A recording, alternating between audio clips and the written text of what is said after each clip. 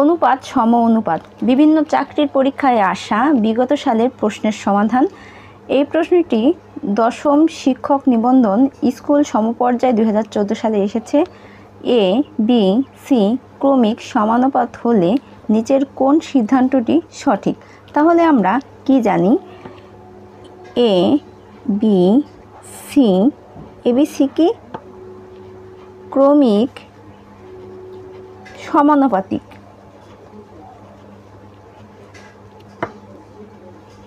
ক্রমিক সমানুপাতিক। এখন এ বি সি এটাকে আমরা কিভাবে লিখতে পারি? এ বাই বি সমান B by C. B by C. তাহলে দেখেন তো এখানে বি আছে কয়টা? দুইটা। তাহলে দুইটা বি কি হলো? বি স্কোয়ার হলো।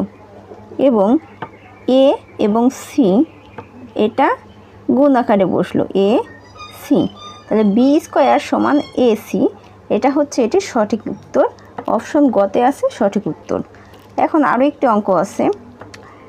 3, 6, 7 এর চতুর্থ সমানুপাতিটি নির্ণয় করুন। জ্বালানি ও খনিজ সম্পদ মন্ত্রণালয় নিরাপত্তা কর্মকর্তা 2019 সালে এই প্রশ্নটি এসেছে। এখন সমানুপাতিক কিভাবে আমরা নির্ণয় করব? এখানে 3টি অনুপাত দেওয়া আছে।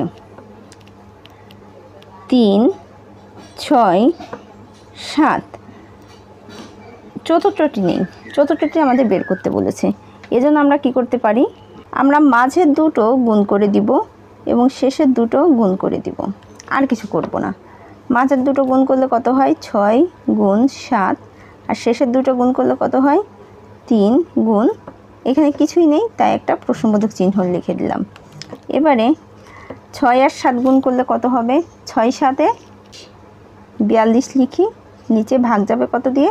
এই যে 3 দিয়ে। 3 42-এর মধ্যে কয়বার যায়? 3 অক্ষে 3, একবার হাতে থাকে 1, 12 হয়, 3 4 12। তাহলে সমাধান কত? 14। এখানে ঘতে আছে 14, সঠিক উত্তর 14।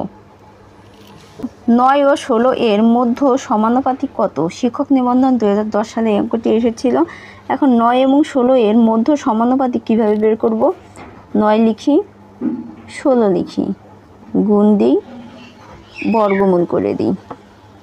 এই দুটো গুণ করলে কত হয়? 144 হয়। বর্গমূল করি, বর্গমূল করলে কত হবে?